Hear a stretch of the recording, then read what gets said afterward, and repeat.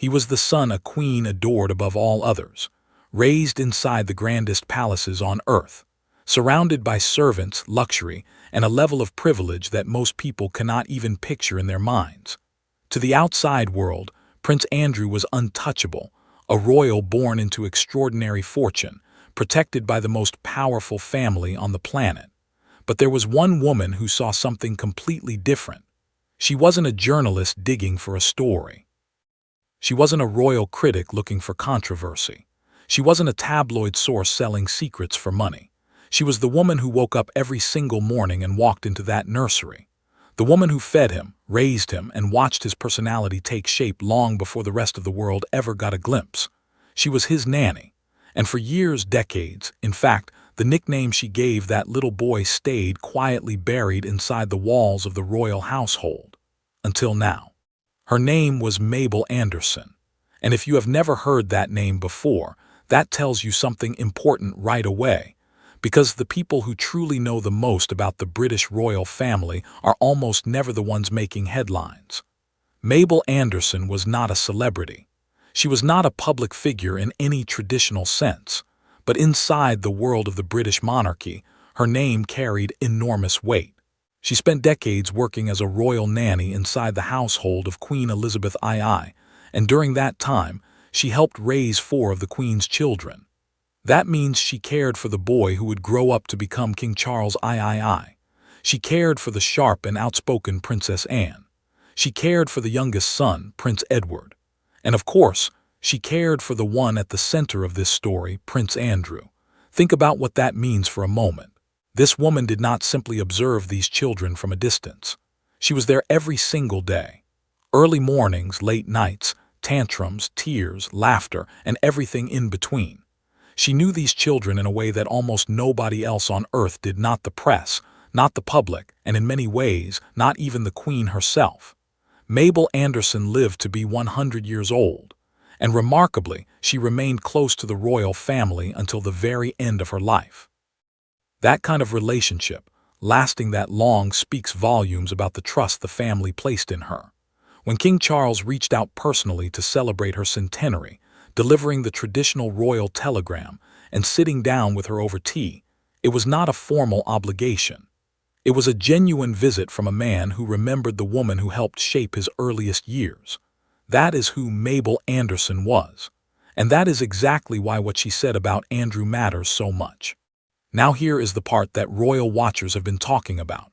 Because Mabel Anderson, this quiet, loyal, deeply trusted member of the royal household, did something that very few people in her position ever did. She talked. Not loudly, not in a dramatic television interview, but she shared stories. And those stories found their way into the historical record through accounts reported in publications like The Mail and referenced in detail within Nigel Corr's book, The End of the Monarchy and Epstein. And when those stories surfaced, one detail stood out above everything else. Mabel Anderson gave the young Prince Andrew a nickname, not an affectionate nickname, not the kind of sweet little name that a loving nanny gives a child she adores. This was a nickname born from something else entirely, from what she witnessed every single day inside that nursery, from the tantrums, from the stubbornness, from the relentless, exhausting, impossible-to-contain energy of a small boy who seemed to operate by his own rules regardless of what anyone around him said or did. She called him the young imp. An imp, for those unfamiliar with the word, is a small mischievous creature, the kind of figure in old folklore who causes trouble not out of malice, but simply because causing trouble seems to be the entire point of their existence. It is not a compliment, but as nicknames go, it was still relatively gentle, because Anderson apparently had another name for him too, one that was even less flattering. She called him Baby Grumpling.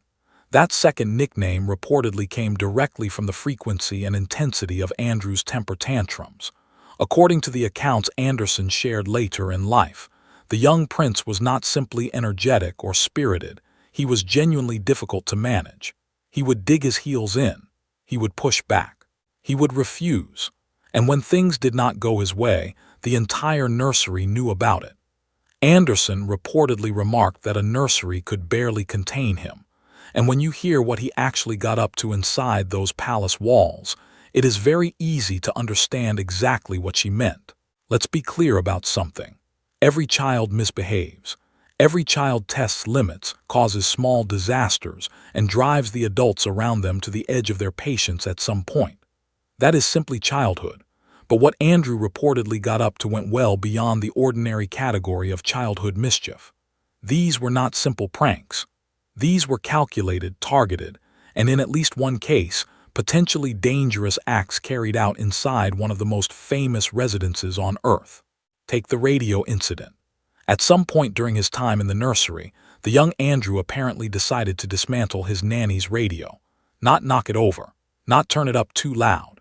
He removed every single valve from inside the device, leaving it completely and utterly useless. Mabel Anderson reportedly discovered the damage after the fact. The radio simply would not work, and the reason why only became clear once someone looked closely enough to see what had been removed. It was deliberate. It was thorough, and it was the kind of act that required a level of focus and intent that goes well beyond an impulsive child grabbing something they shouldn't. Then there was the incident with the palace sentries. Andrew allegedly snuck through the corridors and tied together the shoelaces of the guards stationed outside. Now, on the surface, that might sound like the sort of harmless prank a bored child could dream up anywhere, but consider the reality of the situation. These were trained military personnel standing guard. A sudden fall, which tying shoelaces together could very easily cause, was not a trivial risk. It could have caused a serious injury. The fact that a child found his way close enough to the sentries to do this in the first place raises its own questions about supervision inside the palace, but neither of those incidents comes close to the most jaw-dropping story of all. At some point, an account suggests this happened inside Buckingham Palace itself. The young Andrew reportedly obtained itching powder and poured it directly into Queen Elizabeth's bed. The Queen's bed, inside Buckingham Palace, and Queen Elizabeth's reported reaction to this particular episode is perhaps the most telling detail of all. According to accounts, the Queen, with what is described as a noticeable hint of frustration, commented that Andrew was not always a little ray of sunshine about the home. That is a remarkably restrained thing to say about a child who had just sabotaged your bed. But it also tells you something about how this behavior was viewed at the time, not as a serious warning sign, but as the exhausting antics of a difficult child that would eventually be grown out of. Looking back now, royal watchers read those stories very differently. To truly understand Andrew's childhood and why it produced the kind of behavior Mabel Anderson described, you have to understand something important about the timing of his birth. Prince Charles was born in 1948. Princess Anne arrived in 1950. Both of them came into the world before their mother ascended to the throne in 1952. That meant their earliest years, the formative years that shape a person most deeply, were spent in a household that was prominent and privileged, yes, but not yet fully consumed by the machinery of monarchy. Their mother was still a princess when they were born. There was a different kind of atmosphere around them in those early years. Andrew's story is completely different. Andrew was born in 1960, 8 years after Elizabeth had already become queen. He entered the world not as the son of a princess, but as the son of the reigning monarch of Great Britain. From his very first day, the full weight and grandeur of the institution surrounded him. There were no years of relative normalcy to anchor him before the palace life took over. The palace life was simply all he had ever known, and the difference in what that meant practically was staggering. According to accounts detailed in Core's book, Andrew had access to 7 different nurseries spread across multiple royal palaces. 7. While his older siblings had grown up with the experience of a household still finding its royal footing, Andrew was raised in an environment of total abundance. Staff everywhere, attention at every turn, a level of accommodation and indulgence that created a very particular kind of child. The question that historians and royal observers have quietly asked for years is a straightforward one. When a child grows up inside a world where almost nothing is ever genuinely refused, where the environment bends itself around that child's existence, What kind of adult does that eventually produce? Looking at the trajectory of Andrew's life, some people feel they already know the answer. For a time, it genuinely looked as though Andrew had left the young imp behind. After his nursery years, he was sent to Heatherdown School in Ascot, a traditional preparatory school attended by children from some of Britain's most prominent aristocratic families. From there, he followed in his brother's footsteps and attended Gordonstoun in Scotland, a school famously known for its emphasis on outdoor challenges, discipline, and character development. But here is where Andrew's story diverges sharply from Charles's. King Charles has spoken openly over the years about how difficult his time at Gordonstoun was. He found the environment harsh, isolating, and deeply uncomfortable. For Andrew, the experience was reportedly almost the opposite. He adapted quickly. He thrived in environments that required confidence and a certain fearlessness, qualities that the mischievous boy in the nursery had apparently possessed in abundance all along, just pointed in the wrong direction. After finishing school, Andrew joined the Royal Navy. He trained as a helicopter pilot. And then in 1982, something happened that genuinely transformed his public image overnight: the Falklands War. When Argentina seized the Falkland Islands and Britain went to war, Andrew was not watching from a safe distance. He flew operational helicopter missions during the conflict.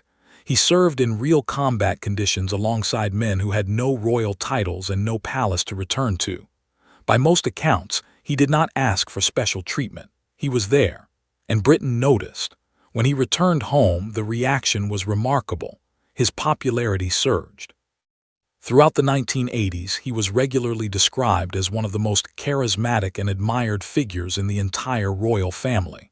The naughty little boy who had once poured itching powder into the Queen's bed had apparently become something entirely different, a decorated military veteran, and a prince the country was proud of.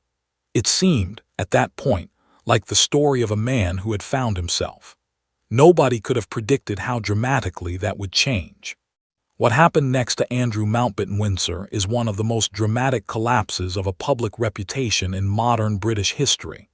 The first cracks appeared when his connection to the American financier Jeffrey Epstein, a convicted sex offender, began attracting serious scrutiny. Andrew had known Epstein for years. He had been photographed with him.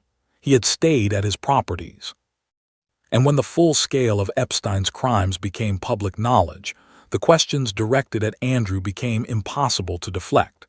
In 2019, Andrew sat down for a television interview in an attempt to address the mounting allegations.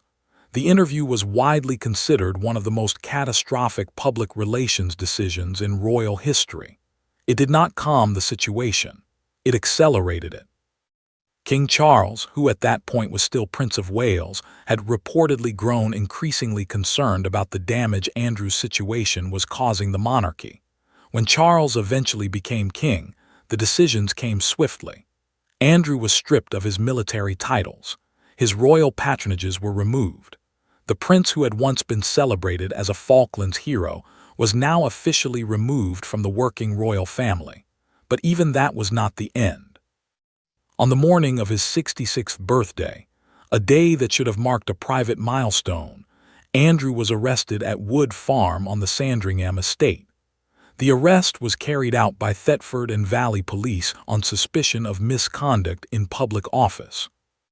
The allegations under investigation relate to claims that during his years serving as the United Kingdom's special representative for international trade and investment between 2001 and 2011, Andrew may have passed sensitive government information to people connected to Jeffrey Epstein's network.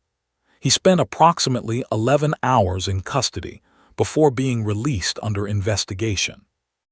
Police confirmed publicly that searches connected to the case had been conducted in Norfolk and had concluded. The investigation remains ongoing.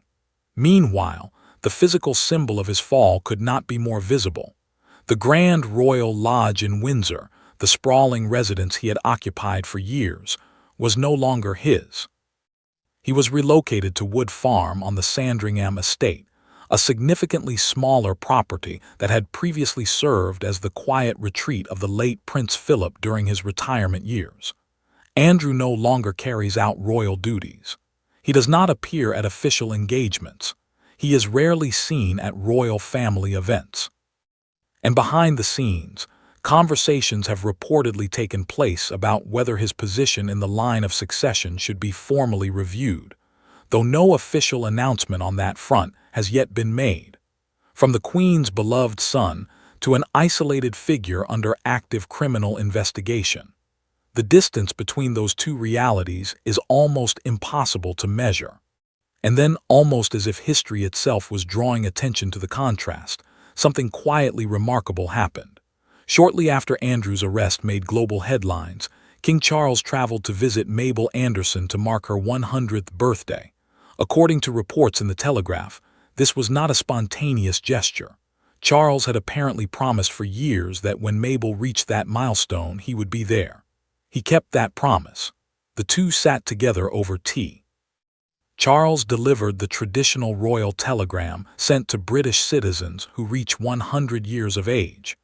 By all accounts, it was a warm and genuine meeting between a king and an elderly woman who had been part of his life since his very first years. Think about the full picture that moment creates. Here was King Charles, stable, purposeful, reshaping the monarchy around a smaller and more focused group of working royals, sitting with the same woman who had once tried her best to manage his impossible younger brother in the palace nursery. The woman who had given that brother not one but two unflattering nicknames. The woman who had remarked that no nursery could truly contain him. And on the other side of that story, in a much smaller house on the Sandringham estate, sat the man she had once called Baby Grumpling, released under criminal investigation, stripped of his titles, effectively exiled from the institution he was born into. The contrast between those two images is not subtle. It is total. The stories Mabel Anderson told about the young Andrew, the temper tantrums, the sabotaged radio, the tied shoelaces, the itching powder, carry an entirely different kind of weight now. They are no longer simply amusing anecdotes from a distant royal past. They feel, to many who have followed this story, like early chapters of something much larger.